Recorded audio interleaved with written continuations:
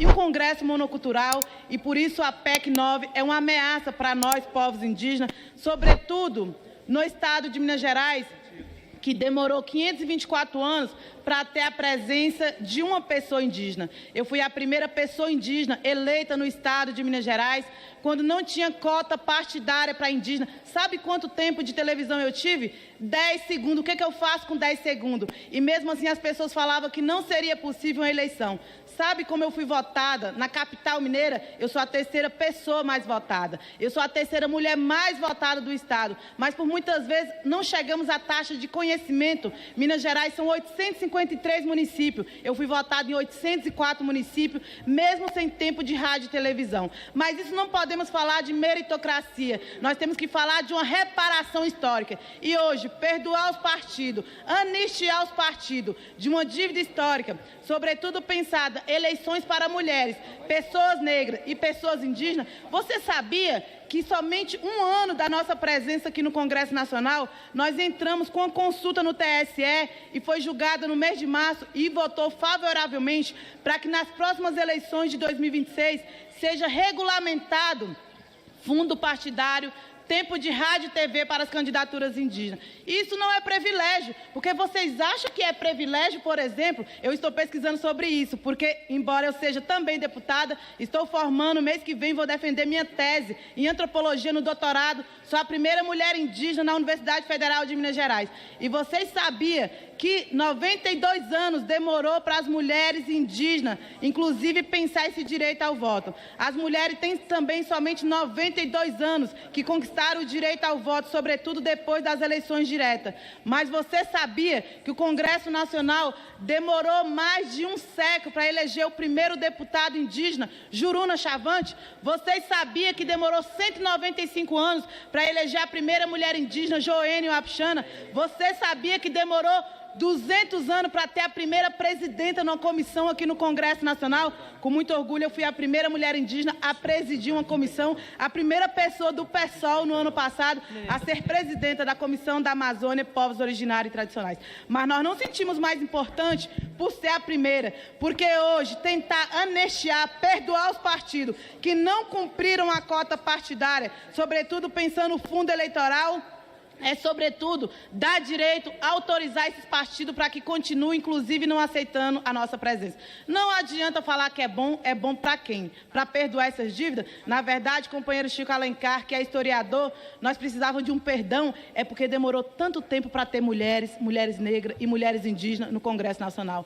Perdoar os partidos significa, mais uma vez, dizer que nós somos boas para votar, mas não somos boas para ser votadas. E nós somos mais que boas para ser votadas. A política significa uma palavra feminina, a democracia é palavra feminina, o planeta é palavra feminino, portanto, não existe ciência de governar sem a nossa presença. As candidaturas indígenas cresceram em torno de 114%, mas não adianta lá no seu estado falar que quer candidatura somente para cumprir cota partidária.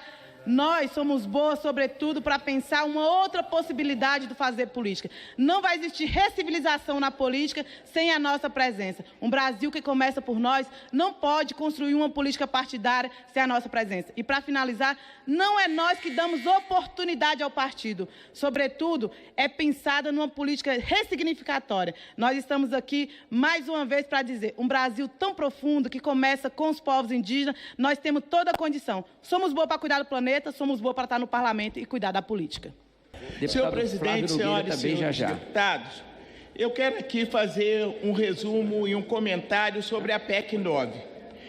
Ela obriga os partidos políticos a aplicarem 30% dos recursos do Fundo Especial de Financiamento da Campanha, do Fundo Partidário para as candidaturas de pessoas pretas e pardas.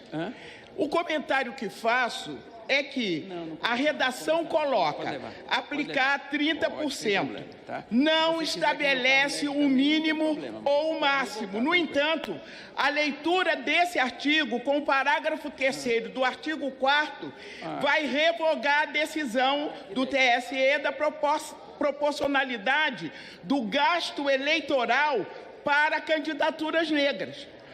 Outra coisa, o artigo 3º considera cumprida a aplicação de recurso em candidatura de pessoas negras e pardas realizada pelos partidos nas eleições anteriores à promulgação desta emenda. O artigo 4º estabelece o prazo para repasse de recurso às candidaturas de mulheres e de pessoas pretas e pardas. Primeiro, 75% do total até 20 dias antes do primeiro turno. Segundo, 25% do total até 5 dias antes do segundo turno.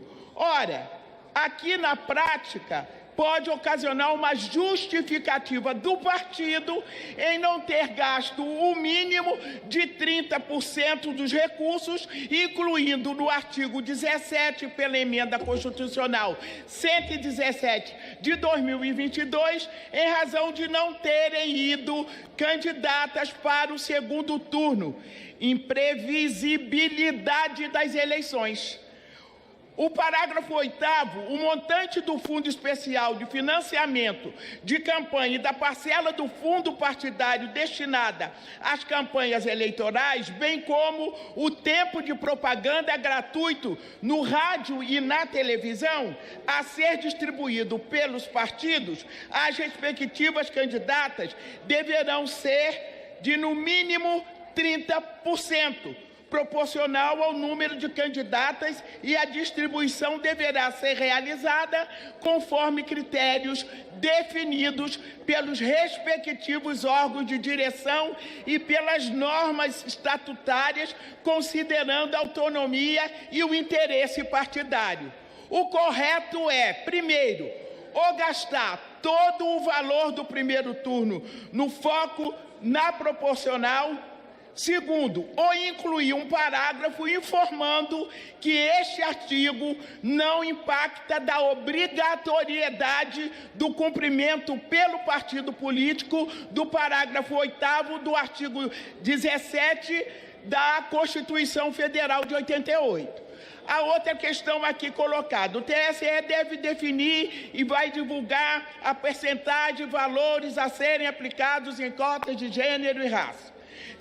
Parágrafo 2º, alterações durante as eleições não mudarão os percentuais de recurso. Terceiro, a obrigatoriedade de cumprir os valores mínimos só se aplica se definidos por lei aprovado pelo Congresso. O nosso comentário da Secretaria da Mulher é que alterar lei para norma, em razão do parágrafo 4º, o TSE deve apurar o cumprimento dos valores junto à prestação de conta dos partidos. O artigo 5º assegura a imunidade tributária aos partidos políticos, seus institutos ou fundações, exceto sanções previdenciárias, e abrange devolução e recolhimento de valores. Parágrafo 1º, a imunidade cobre todas as sanções tributárias, exceto previdenciárias, incluindo a devolução e recolhimento de valores, juros, multas ou condenação aplicadas. O parágrafo 2º aplica-se ao processo com decisão administrativa ou inscrição em cadastro de dívida superior a 5 anos.